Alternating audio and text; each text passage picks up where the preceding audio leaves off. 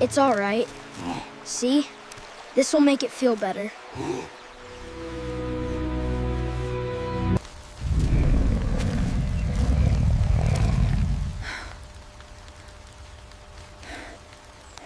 Can you believe there are creatures that were once raised by a boy with genuine love, and they weren't human? One stormy night in the early 90s, a 9-year-old boy named Mason Wilder was awakened by a strange cry from deep within the Hiawatha Forest. It wasn't human. It wasn't animal.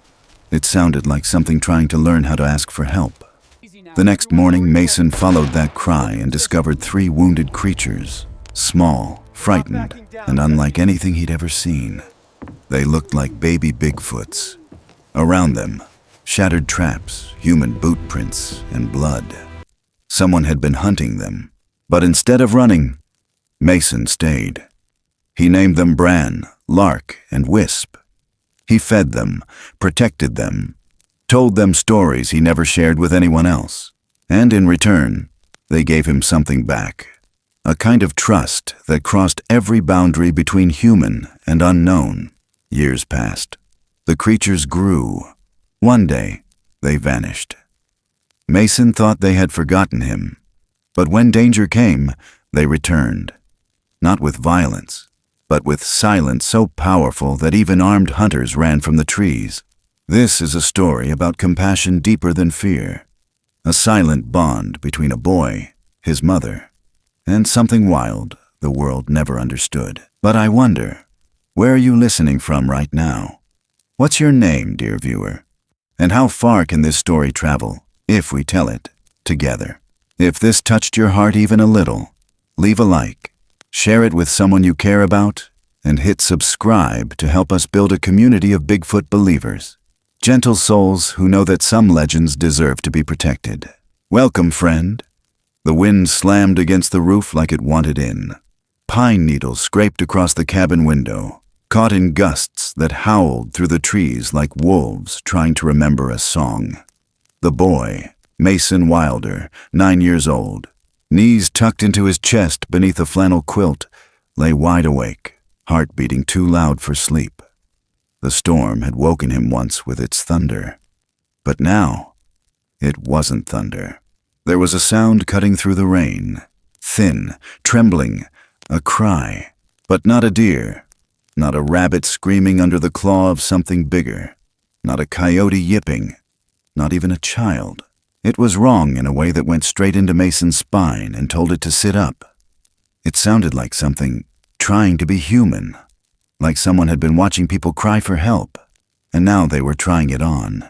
He slipped out of bed barefoot, careful not to creak the floorboards. Lorraine, his mother, slept in the next room, breathing deep from the old cold meds. Her door was mostly shut, enough. Outside, the world was rain and pine and dark. Mason pressed his face to the glass. Nothing but trees, all bent by wind. No porch light, no moon, but the sound came again. Longer this time. Echoing off stone, bouncing somewhere low. It didn't know how to echo right. He counted his breath down from 10, grabbed the flashlight and pulled on his boots without socks. By morning, the storm had passed, but the weight it left behind hadn't. Clouds still hung low, the air wet and heavy. The woods all soaked through. Mason packed a piece of cornbread in a plastic bag, a small roll of gauze from the old tin first aid box, and tucked it in his jacket. He told his mom he was going to check the line of traps his dad used to set before everything changed. She nodded without looking up from her coffee, and he slipped out the door. The woods were half mud, half moss, all quiet, but not empty. He didn't follow any trail. He followed the memory of the sound, past the creek that bent like a crooked finger, across the slope where the deer path forked, and down into the limestone gully that stayed damp even in summer. There was a smell here, faint but off. Mud, copper, something sour under the usual rot of leaf and water. That's when he saw it. 3 of them, crouched together in the dark crook of the rocks, covered in thick, soaked fur that was dark brown or black or maybe just wet. Not standing, not lying, something in between. Their bodies folded strange, like they didn't know how to fit the space. Arms longer than arms should be. Eyes too wide. They weren't crying now. They were looking at him. Not scared, not wild. Waiting. Mason didn't move. He felt everything in him tighten. His hands, his breath, even the dirt under his feet. They were young, not babies, but not grown. Their hands were human-like. Too human. Fingers too long, nails cracked and dark with soil. One of them, thinnest, smallest, had a swollen leg curled up under it. He saw blood. One reached a hand toward him. Not fast, not to grab, just reached. Mason knelt slowly, set down the cornbread and the bandage. He didn't talk. He didn't think they'd understand. He just kept his hand low, open as he backed away. Not fast, not afraid. Like he was telling them it was okay to trust him. Before he turned around to go, something in the trees moved. Not close, not loud, but there. A bent branch. A shape in the mist. He looked down and saw it. Beside his own boot print, still fresh in the wet ground, something else had stepped, larger than any man's. 5 toes, wide, flat. The edges of it hadn't pooled with water yet. It had come after him, or before, but it was real. Mason swallowed. He glanced back at the 3 huddled figures. They hadn't moved. He took one more step back, then another, and kept walking until the trees thickened and the air felt less watched. When he got home, he said nothing. He took the cornbread tin from the pantry and broke another piece off. Put it in a smaller bag, took more gauze, some antiseptic. His fingers moved without thinking. His body knew what his voice wasn't ready to say. He packed it again that night. He didn't sleep. Not really. But something kept him still until morning. He told himself it was over, that he'd helped, that maybe they'd gone. But when the sky lightened and he stepped out again, the first thing he saw was the edge of the woods, where the ferns were pushed down in the shape of something kneeling. Not walking, not crawling, like someone had been watching the house. Just watching. Mason didn't run. He walked. He walked the same way his father used to before setting traps. Quiet, with intention. Not fast, but not slow either. He returned to the gully and found them there again, still huddled. But one of them, larger, stood when he came near. It didn't bare teeth. It didn't growl. It stood between Mason and the others. Hands low, palms forward. It wasn't warning him. It was asking, "Who are you? What do you want?" He stepped closer, took out the bandage, opened it slowly. He gestured to the swollen leg. They let him. No words, just breath.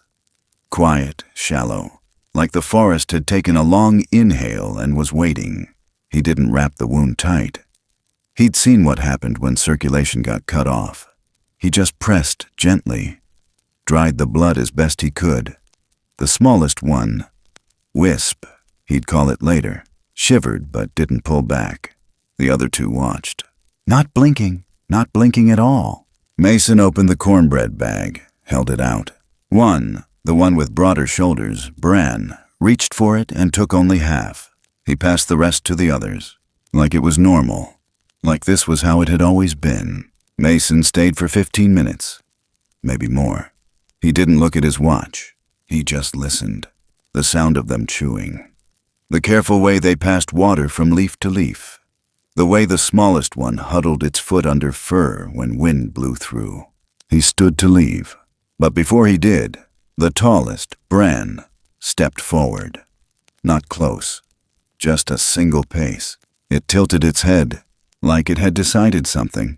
And when Mason turned his back to climb out of the gully, he didn't hear a chase. He heard a sound. A long exhale. A soft rumble. Not growl, not speech. Like someone telling you, go on, like someone giving permission. That night, back at the cabin, the air was still wet with old rain. Mason laid in bed and stared at the ceiling. He thought he heard something again. A shift, a creak. Not close, not at the door, but somewhere near. And in the morning when he stepped outside, he found the spot near the edge of the porch, where the dirt had been brushed clean, not by broom, not by weather, by hand. And beside that clean patch, another print. Same as before, but closer now, watching, waiting, not to scare, not to hurt, just to say, "We see you." Mason stood still for a long time. Then he walked back inside. He opened the drawer beside the stove, took out what little gauze they had left, found the last of the cornbread, and without a word, he wrapped them gently, set them by the door. Not because he was brave, not because he was curious, because he understood. They weren't crying for help. They were asking for permission to believe someone still would. The first lie Mason ever told his mother was so quiet, it didn't feel like a lie at all. Just a few words dropped like pebbles into deep water. She didn't even look up from slicing apples when he said he'd be walking the ridge trail after school, not down near the creek bed. She just nodded and told him to bring his jacket this time. The sky was darkening earlier now, but he wasn't going to the ridge. He was going back to the gully, back to the shadowed hollow in the limestone where the three weren't crying anymore. Just watching, waiting. They were still there, huddled together like the cold had become part of their bones. Their breath hung in the air in small clouds. They didn't flinch when he stepped into view. One, Lark, he'd later call it, tilted its head with the same wary curiosity as a barn owl spotting something rustle below. Bran stayed closest to the front, protective, broad-shouldered, already moving like something meant to take up space, and Wisp, smallest, stayed behind them, clutching the same injured leg. The smell in the cave was stronger now. Damp leaves, fur, a sour edge of something healing slowly and badly. Mason pulled the thermos from his pack, unscrewed the cap, and poured warm broth into a tin lid. He slid it across the moss-covered floor toward them. They didn't lunge, didn't even scramble. Bran reached slowly, sniffed once, and passed it to Lark. Mason didn't speak. He didn't know if they could understand words, but his body spoke for him. How he knelt, not above them, but at their level. How he kept his eyes soft and blinked often. He remembered how animals watched people. The quiet ones always lived longer. He started returning every afternoon after school. He'd drop his backpack by the wood pile and swap it for the other one he kept hidden behind the tool shed. The one filled with dried apples, gauze, cornbread wrapped in wax paper. Sometimes an old tin cup with warm milk. The wound on Wisp's leg was healing, but slowly. A raw, pink welt still stretched along the calf. He changed the wrap gently, trying not to touch skin when he could help it. Their fur was thicker than it looked. Dense, not just hair. Almost like it trapped warmth. He taught them to take turns eating. When Bran tried to hoard food, Mason gently pushed the second piece toward Lark and held Bran's gaze until it backed down. When Lark tried to dart in too fast, he paused, raised a hand softly, and waited for quiet. The hardest was the fire. He built it small, just a few twigs at first.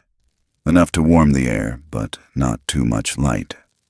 Wisp cowered at the edge of the cave, hands to its face. But Mason didn't move fast or shout. He stayed beside it, made soft clacking sounds with his tongue, repeating the ones he'd heard from them. Not words, not really, but rhythm.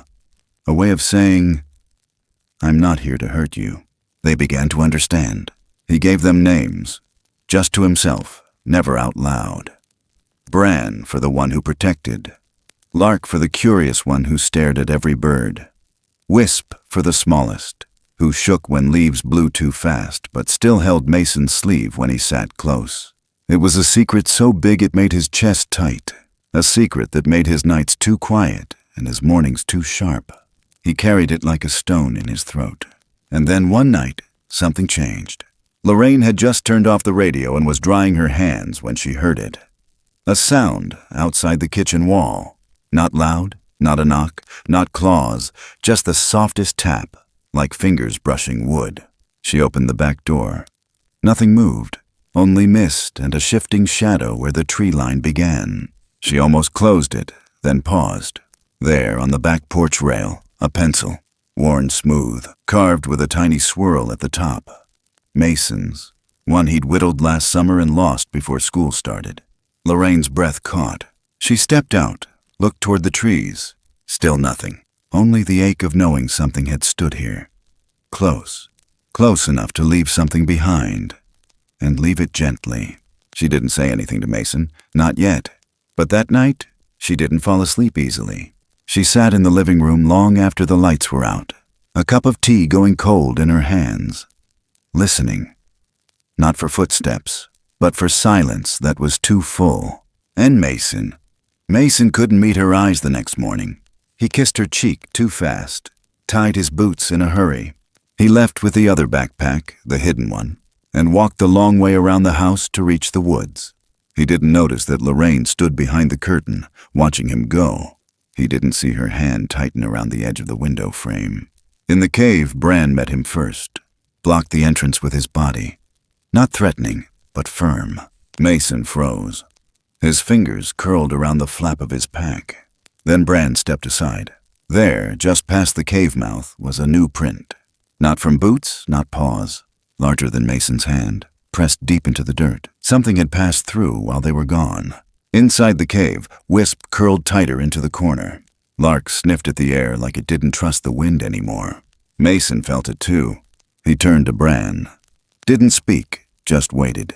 Bran stepped beside him, low and wide, posture like a barrier. Mason stayed for only a few minutes that day.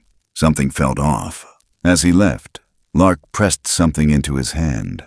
A scrap of fabric. Frayed at the edge, stiff with scent.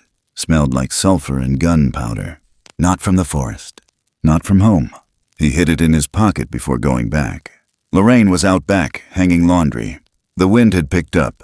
The sheets flapped like ghost sails. She looked at him, squinting into the light. He didn't say anything. Neither did she. But her eyes lingered too long, and when he passed by her, she touched his shoulder.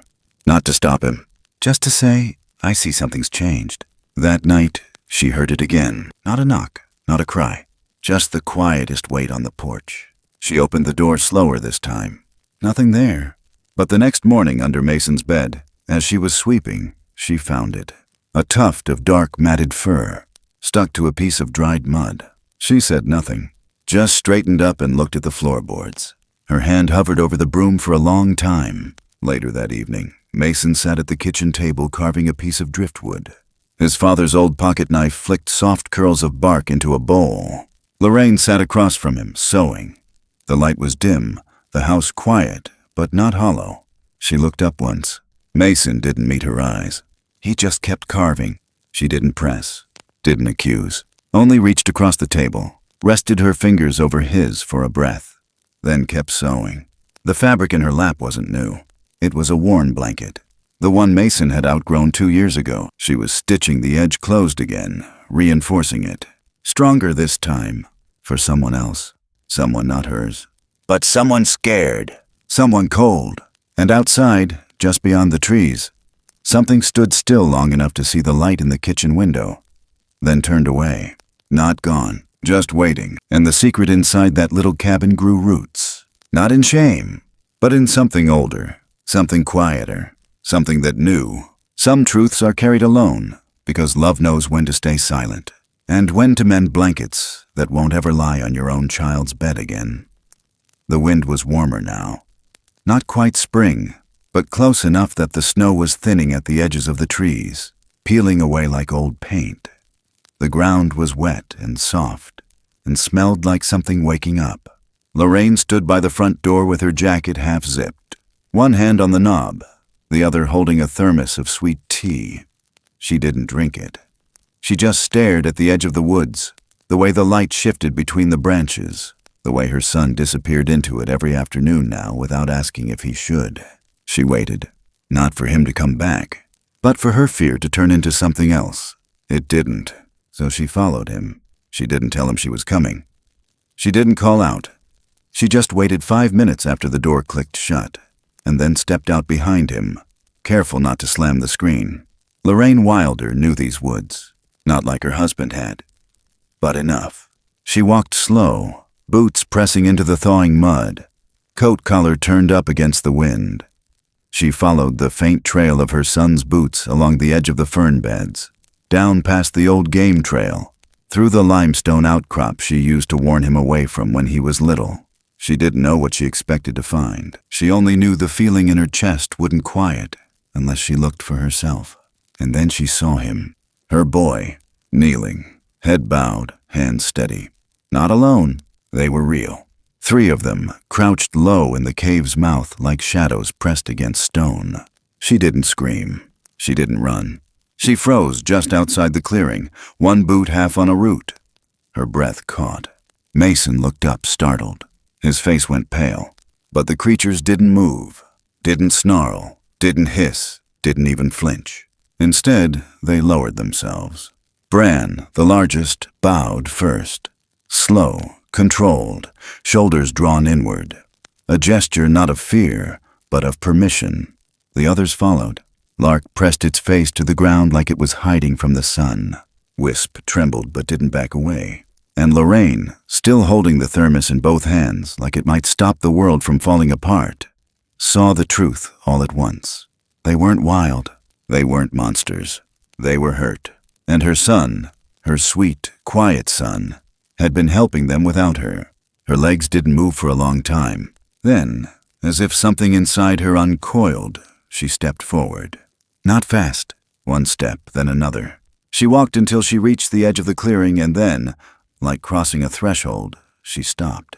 She didn't speak. She didn't demand answers. She crouched, set the thermos down, unzipped her pack, and pulled out the small bundle she'd brought. Bandages, an old baby blanket, some of her husband's old t-shirts she couldn't bear to give away. She placed them on the moss without crossing another inch.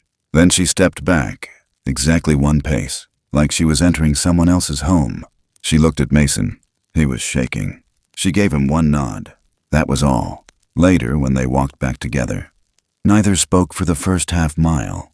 The wind rustled the trees, and somewhere far off, a jay cried. Then Mason said, "I didn't mean to lie." "I know," Lorraine said. They kept walking. Halfway up the ridge, they heard the crunch of tires on gravel.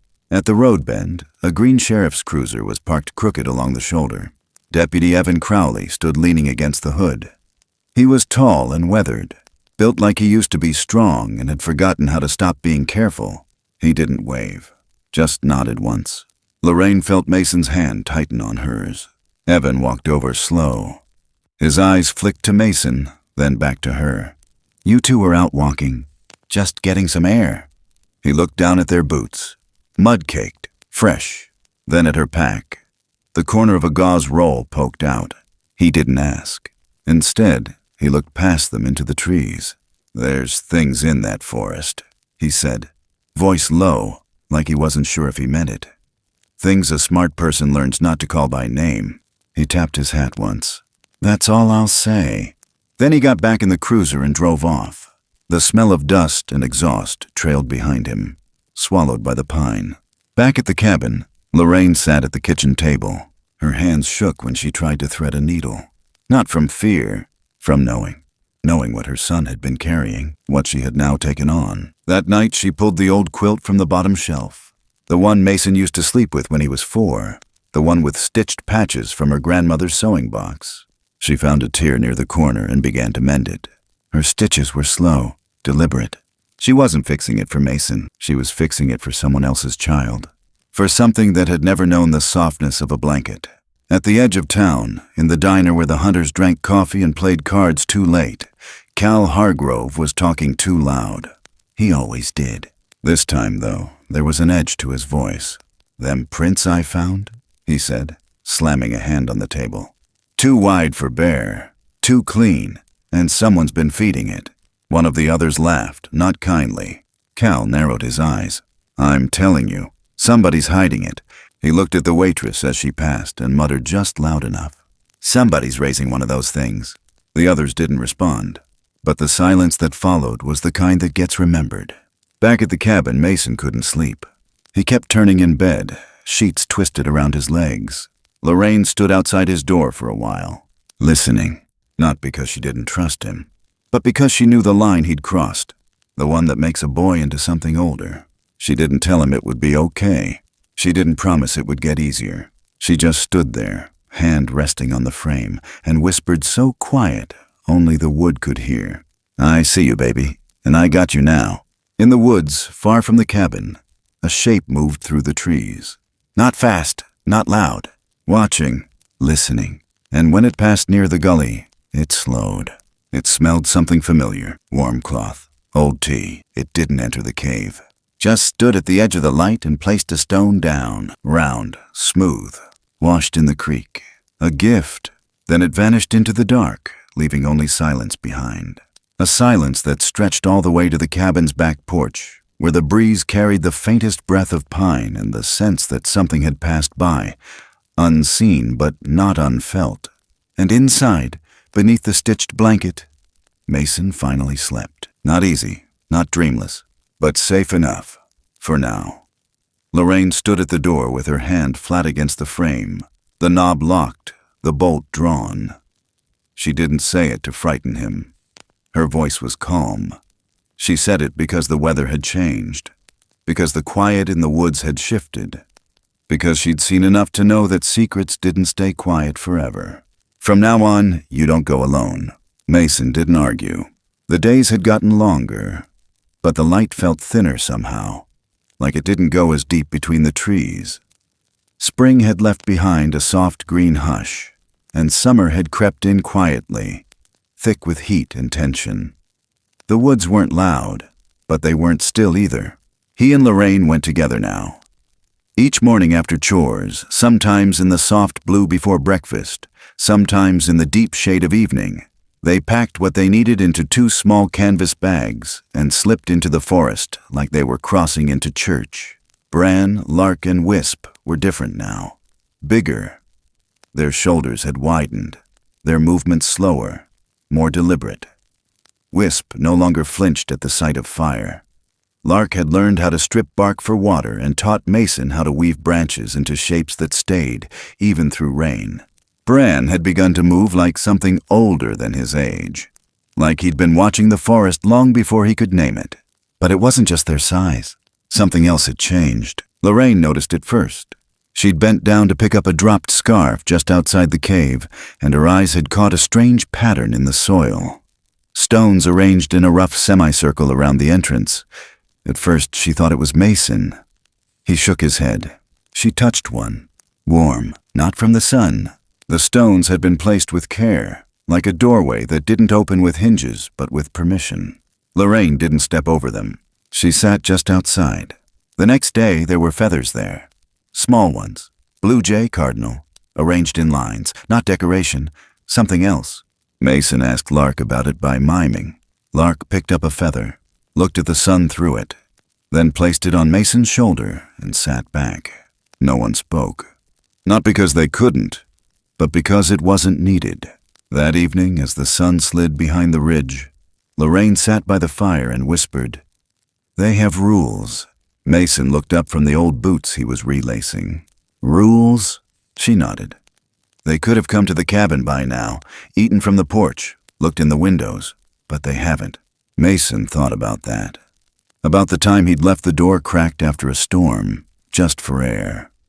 Nothing inside had been touched, not even the cornbread on the counter. "They're watching something," she said, eyes distant. "Not just us." Later that week, as they crossed the dry creek bed, Lorraine froze. Across from her, hidden in the underbrush, stood a figure. Not Bran, not Wisp. Taller, broader. It didn't move, didn't blink. Its eyes locked with hers for just a breath. Then it stepped back into the trees, vanishing like a fog folding into itself. She said nothing to Mason. But when they got home, she quietly replaced the lock on the back door. Mason noticed too. It wasn't just that the old walkers, because that's what he'd started calling them, in his own mind, respected space. They guarded it. Twice now, Bran had stepped in front of him when distant metal clanged in the forest. Once, it was a trap snapping shut with no prey inside. Another time, the distant clang of what might have been a rifle dropped. Bran's body tensed before the sound even hit Mason's ears.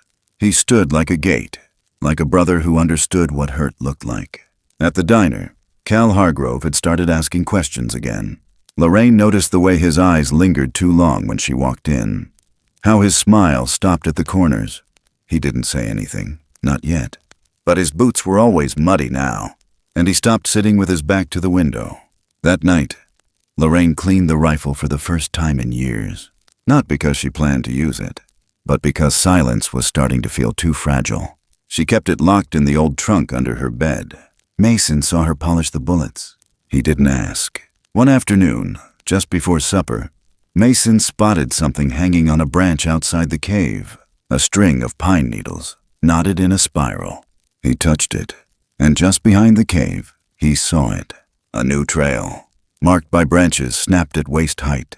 Deliberate, not wind damage, not accident.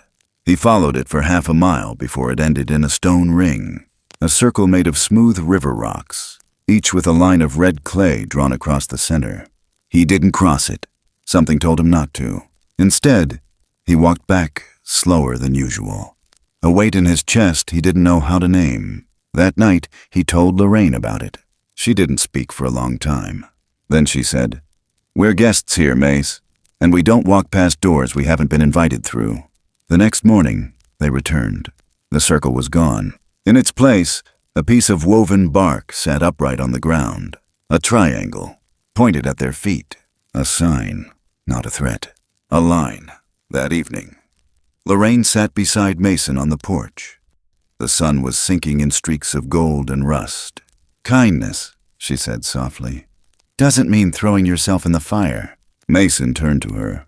She looked tired, but sure.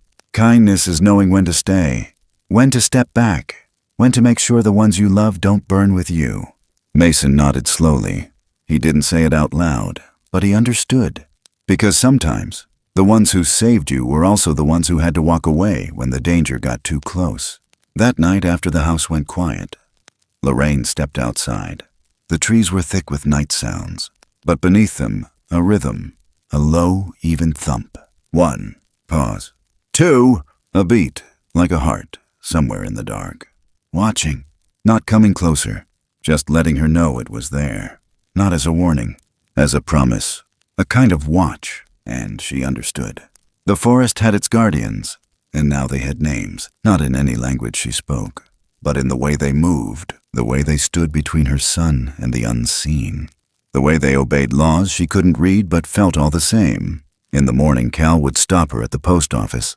He'd smile too wide.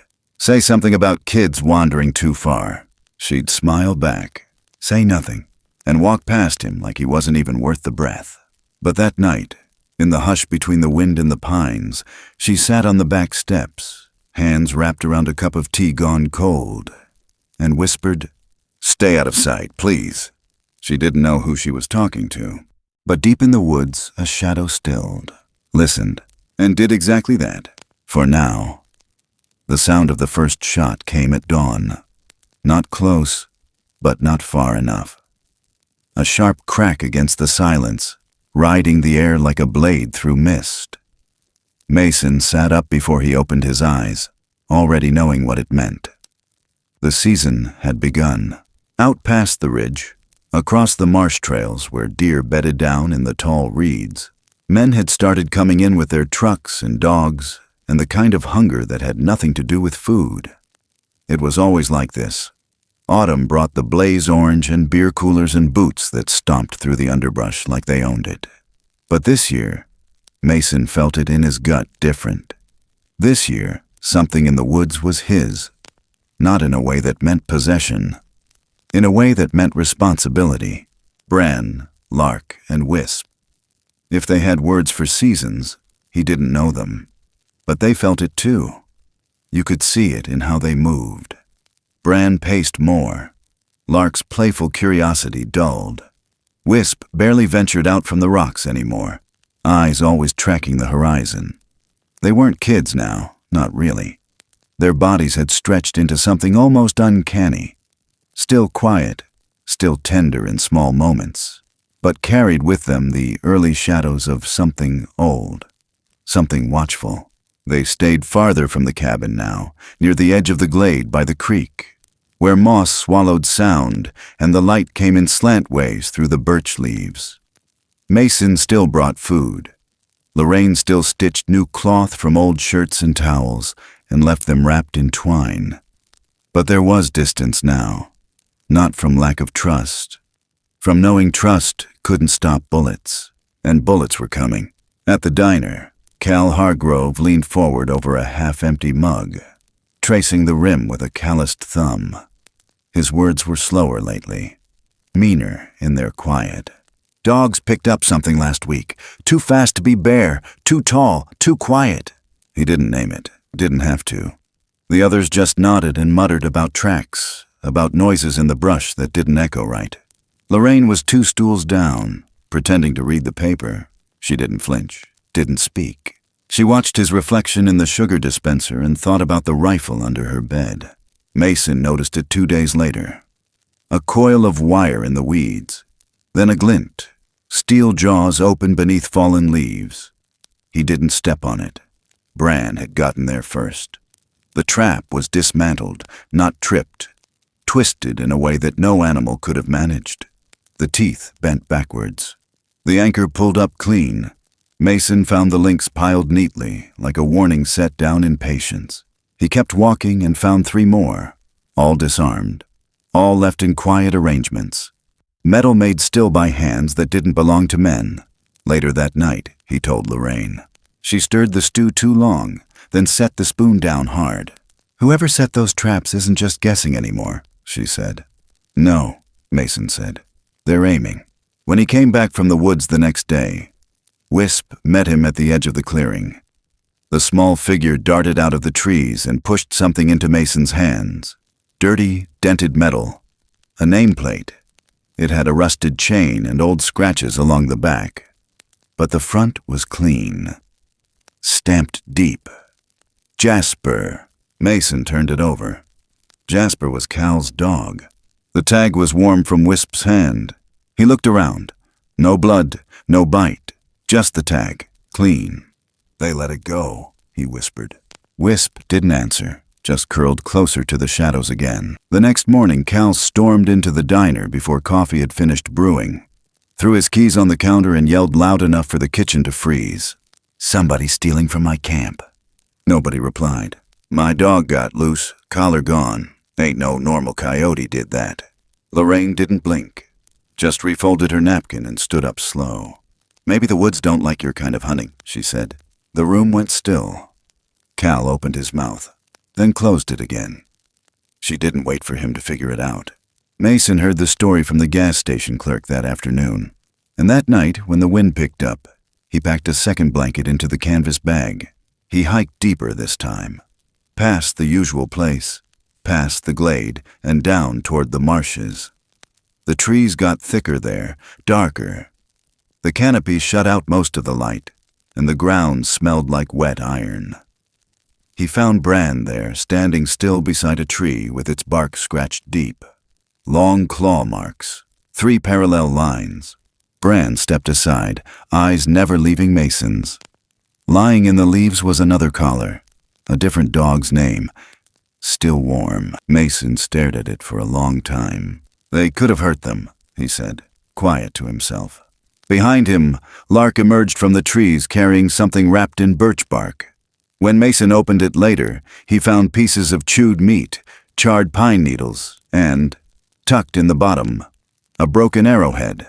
He didn't sleep well that night. Neither did Lorraine. She stood on the porch long past midnight, watching the woods. The trees weren't moving, but the wind carried something else. Not sound, something heavier, like waiting. I think it's happening again, she told Mason in the morning. What is? People start pushing too far. Something pushes back. In the days that followed, the forest grew stranger. Sounds came in pairs. A shot followed by a silence too wide. The birds stopped calling in the usual places. And once, in the far distance, a scream that wasn't quite animal, wasn't quite man. Cal's crew didn't back off. They came in deeper, set up camp beyond the fire break, started walking lines they hadn't walked before, dogs on tight leashes, guns out even during breakfast. Mason started marking trees, subtle signs, a notch here, a thread of cloth there. He didn't know what language Bran and the others used to communicate danger, but he figured symbols might help. The signs disappeared by morning, replaced by braided grass tied to low branches. Different symbols. Quieter. One evening, just before dusk, Mason crouched beside Bran and pointed to the direction of Cal's camp. "They'll come," he said. Bran didn't move, but his eyes turned, his shoulders squared. "No killing," Mason whispered. "Please." Bran looked at him like he didn't understand the words, but understood the weight behind them. 2 days later, the forest went too quiet. The sound of birds stopped just before noon. The breeze died. Mason knew something was wrong the moment he stepped out the cabin. By the time he reached the lower ridge, he saw smoke, thin, curling upward behind the rocks. Not a fire, a campfire left untended. He ran. He found the clearing empty. No Bran, no Lark, no Wisp. But there were tracks. Too many, boot prints. At least 4 men, dogs. And beside the largest boot print, scattered needles, broken branches, one thick clump of fur. But no blood. He stood there for too long. When he turned back, Bran was standing behind him. Alive, silent, eyes darker than Mason had ever seen them. Mason reached forward. Bran led him, and when they touched, Mason whispered, "Don't go near them, please. They'll only come harder."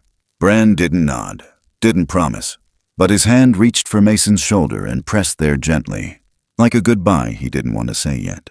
That night, Mason told Lorraine everything, from the collars to the arrowhead, from the disarmed traps to the broken silence. She didn't cry, but when he stopped speaking, she pulled him in, held him tighter than she had since he was little, and said one thing, "I don't want to lose you too." Mason didn't sleep, not really. He kept thinking about the way Bran had looked at him, like he was being asked to make a choice. Not for today, but soon. From the woods, far in the dark, eyes watched the cabin. Not hunting, not fleeing, waiting. And just before the wind picked up, Bran turned once, toward the firelight in the distance, and then looked back toward the boy who had always stayed. Then he turned away and walked into the dark, like he had somewhere he needed to be, and someone he needed to protect, even if it meant walking alone, for now. The first morning of spring came without fanfare. No bird song, no burst of color, just the sound of snow melt trickling under the crust of old ice, and the faint creak of cabin wood expanding in the change of air. Mason sat by the window, one boot unlaced, staring at the trees like they owed him something. He'd outgrown his coat again. His sleeves stopped an inch before his wrist, and he didn't bother rolling them down anymore. Outside, the woods looked the same, but they weren't.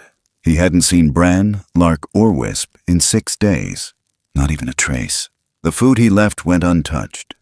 The clearing by the limestone ridge was quiet, the moss undisturbed.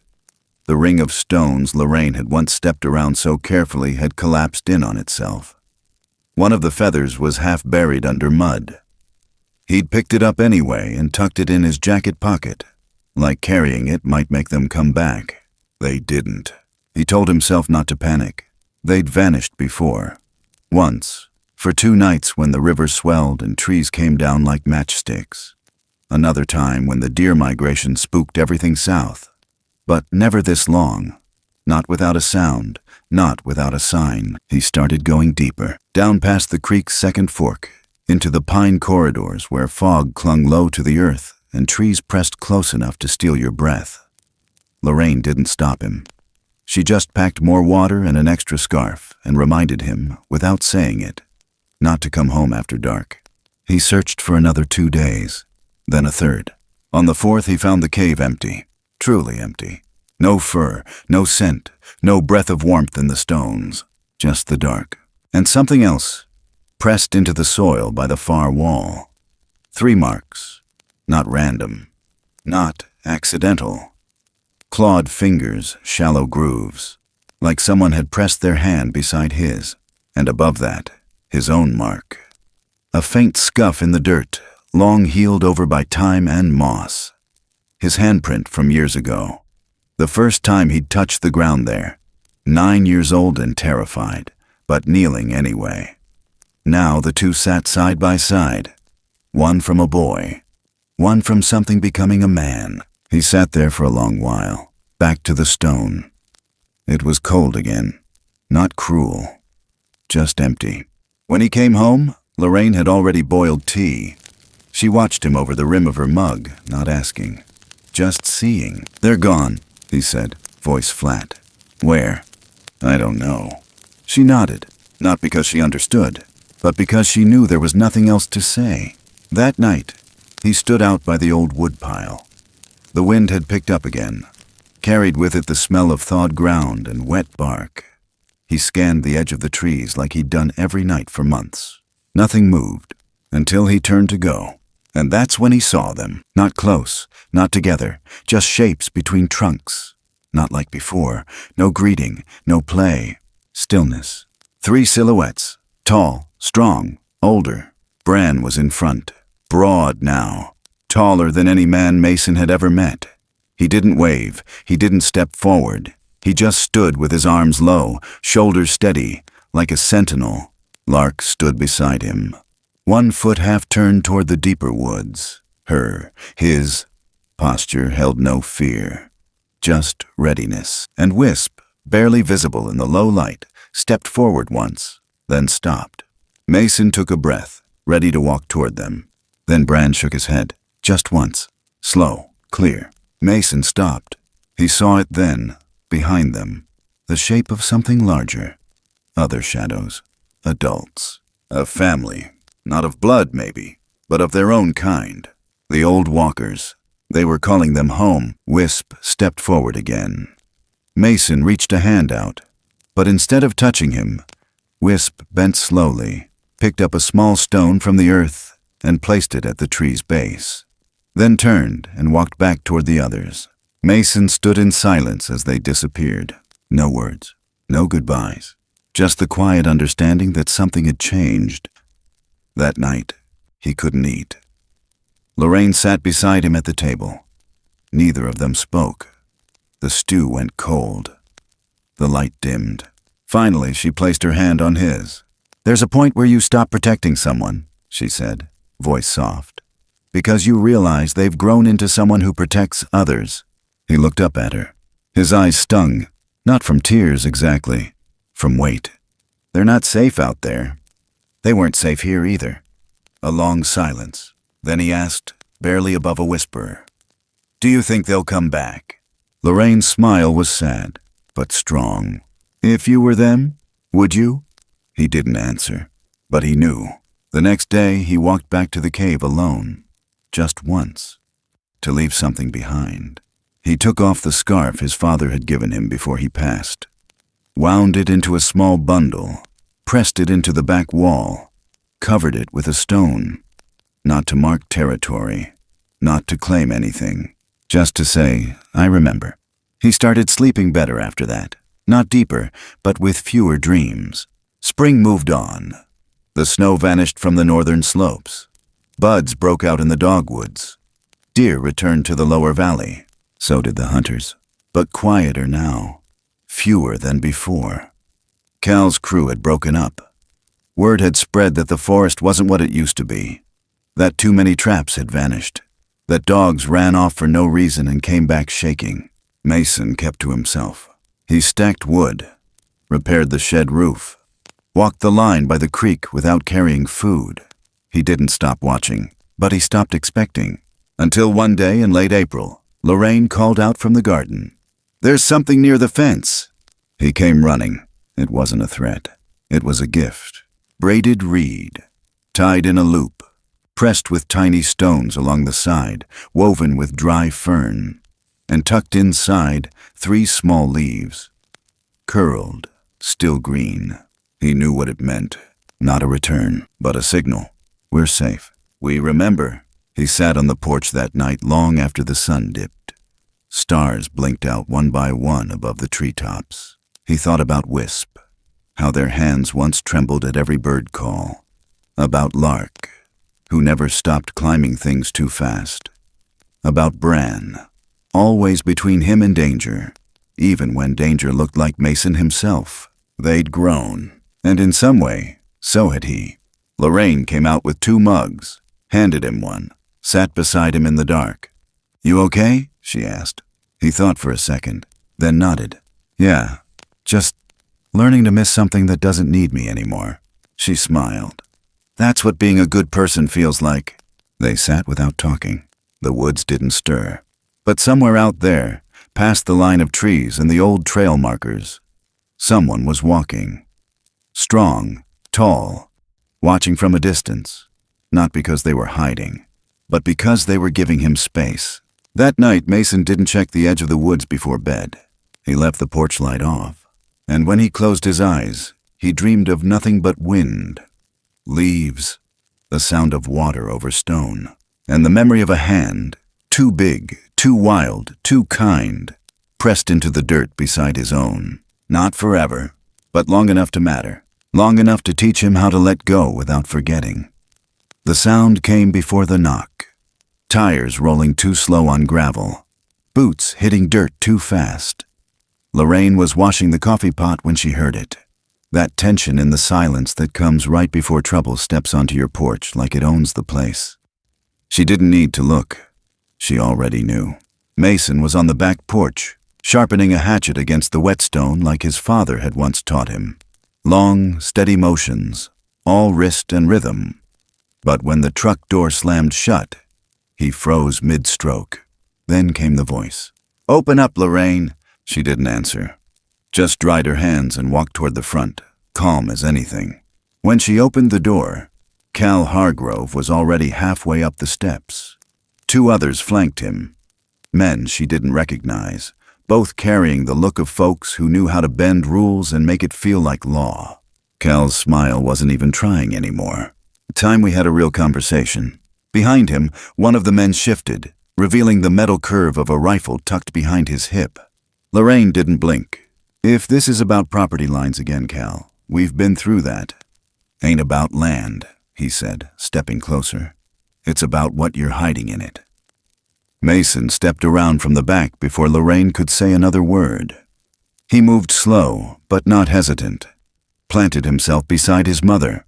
"You're not supposed to be here." Cal chuckled, like this was all some joke he'd heard before. "We've been tracking movement for months, and it always circles back to this place." He took a step up, then another.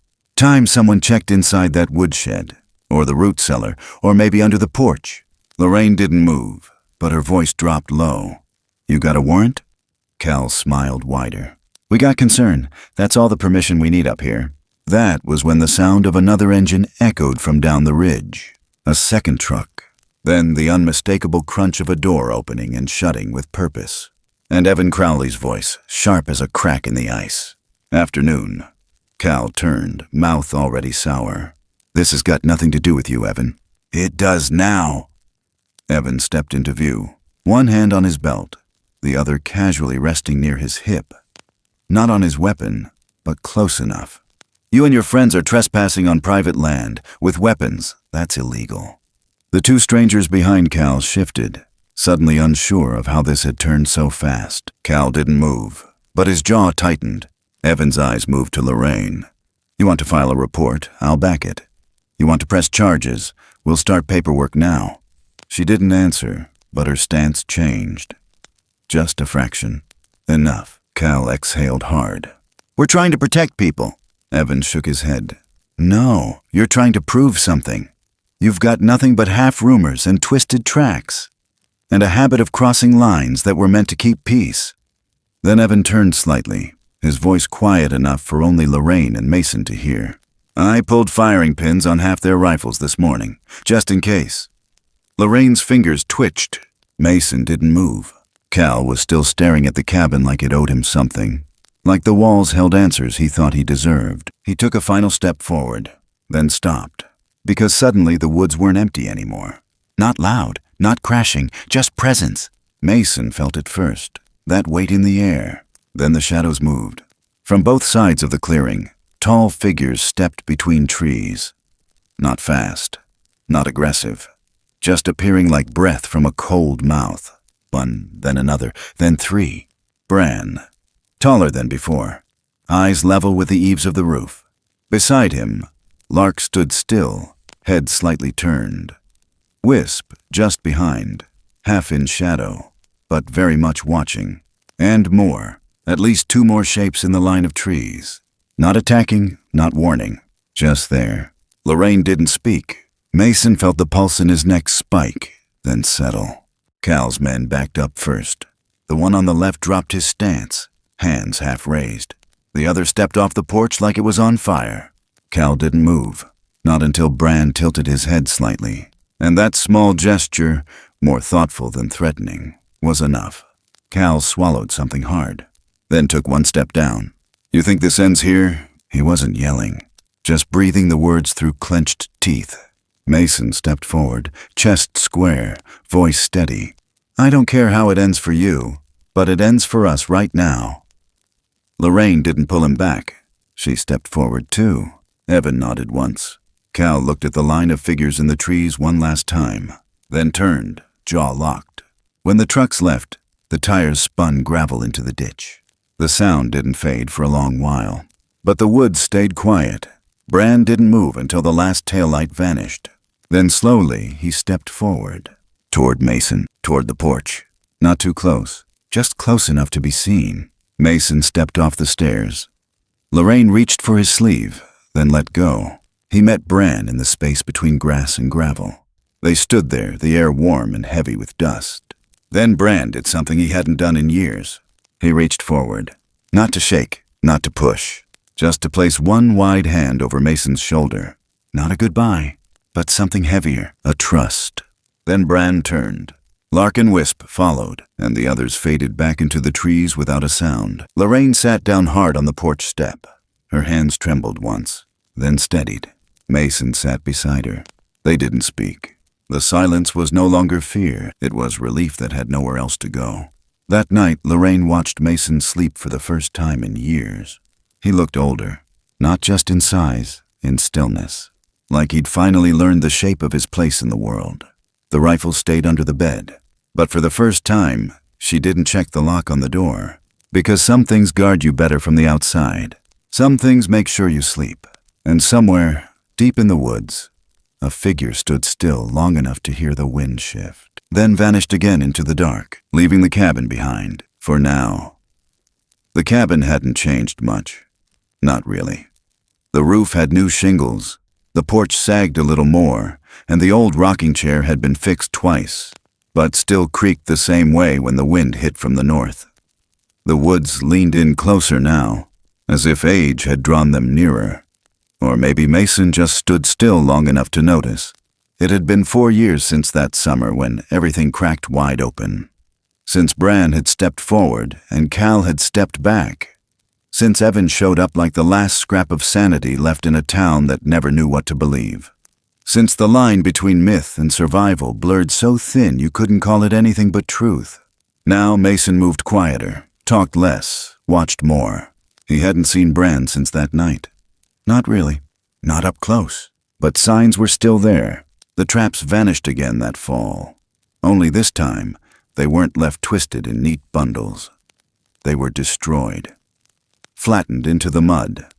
Sometimes left hanging from branches 20 feet up like ornaments no man could have placed. Lorraine found one coiled like a ribbon, rusted clean through, and left it sitting on the porch like a warning she didn't need to translate. Hunters came less and less. At first it was fear, then whispers, then the kind of silence that carried agreement. Unspoken but understood. Whatever lived up here, it wasn't theirs to chase. Evan never came back in uniform. He'd retired, quietly. Transferred some of the older incident reports into archived, moved a few pages from local to pending review, then locked them away. Nobody asked. Cal tried to stir up the old talk one more time the next summer. Walked into the feed store and dropped the word creature a little too loud. Got met with silence thick as tar. He didn't try again. Last Mason heard, he sold his truck and left town. Nobody missed him. The forest breathed easier without him. And the watchers, the old walkers, kept to their rhythm. Not a schedule, a pattern, a presence. No one saw them outright, but deer paths stayed cleared. Storm-fallen trees were pushed off trail. Crows stopped nesting too close to the property line, and Mason found, over and over, the same small signs. Stones arranged, bark twisted, bones cleaned and left neatly under spruce branches. They weren't gone, just farther now. He didn't visit the cave anymore. It wasn't his place. But sometimes, on nights when the wind turned cold and the moon thinned to a slice of bone, he'd hear it. 3 soft clacks in the dark, evenly spaced, hollow, like someone knocking on wood not to enter but to remember. Lorraine had aged fast that last year. Her hands, once strong and sharp with purpose, had started to shake when she sliced apples. She never stopped moving, though. Never stopped folding laundry like it mattered, or humming low in the mornings when the coffee brewed. Her presence kept the silence from turning lonely. When she passed, it was quiet, peaceful. She went in her sleep, under the same quilt she'd once stitched for children that were never hers. Mason buried her beside the river bend where wildflowers grew in late May. No headstone, just a circle of river stones, the way she would have wanted. He didn't cry that day. But 2 nights later, a single feather appeared on the porch. Blue, clean. Not from any bird that belonged in those woods that time of year. He left the door open that night, just a crack, just in case. And in the morning, he found it. Pressed into the dirt by the steps, clear and unmistakable. A footprint, large, 5 toes, no claw, wide-heeled, human but not. Bran, or maybe one of the others, maybe all of them. It didn't matter. They knew. A week later, Mason walked the trail to the edge of the ridge. The woods were dry. Leaves the color of rust and blood clung to the ground in piles. He didn't bring anything with him. No food, no gifts, no tools. He just walked. Half a mile in, near the place where the birch trees bent low from storm damage long ago. He stopped. There was something waiting. A shape sitting on a rock. Bran, older now. Hair grayer around the jawline. Shoulders broader than Mason remembered. Eyes still that same strange depth. Something old, something tired. Something that never lost its tenderness. Neither of them moved right away. Then Bran stood, and from the strap across his shoulder, he reached for something. Slowly, gently, he placed it on the moss between them. A torn piece of flannel, faded red and black plaid, frayed at the edge. Too small for a man. It took Mason a moment. Then he recognized it. His coat, the one he'd worn when he was 9. He'd torn the arm on a branch the night he first stayed out too long. He thought he'd lost it when the creek rose that spring. But here it was, clean, pressed flat, returned. Bran stepped back. Didn't speak, didn't need to. Mason knelt, picked it up, and for a moment, all the years folded together. The cold of that first winter, the heat of that fire when Wisp had feared the flame, the feeling of Bran's hand on his shoulder as the world turned against them. He looked up. Bran was already walking away. Not fast, just sure. Mason didn't follow. He watched, until the figure disappeared between trees, swallowed by the forest like it had never been. But the silence that followed wasn't empty. It was full, and it stayed with him. Days passed, then weeks. Winter came early that year. The nights bit harder. Mason closed the shutters earlier, lit the fire quicker. But he didn't feel alone. Because sometimes, just before dawn, when the fog sat low and the birds hadn't yet begun their songs, he'd hear it again. The sound of movement. Large, careful, circling the cabin, never touching, never intruding. Just there. And every so often the traps the neighbors still foolishly set would vanish. Left snapped in on themselves, with the chains braided like rope. Evan stopped by once that winter, left a tin of coffee and a box of matches on the porch. No note, just an understanding. He hadn't seen anything either, but he'd stopped questioning it years ago. One evening, Mason stepped outside with a mug of something warm, sat on the porch, and watched the tree line. The stars were barely visible. Thin clouds dragged across the moon. The pines were still. He set the mug down and whispered. Not loudly, not expecting an answer. "Thank you." No rustle, no reply.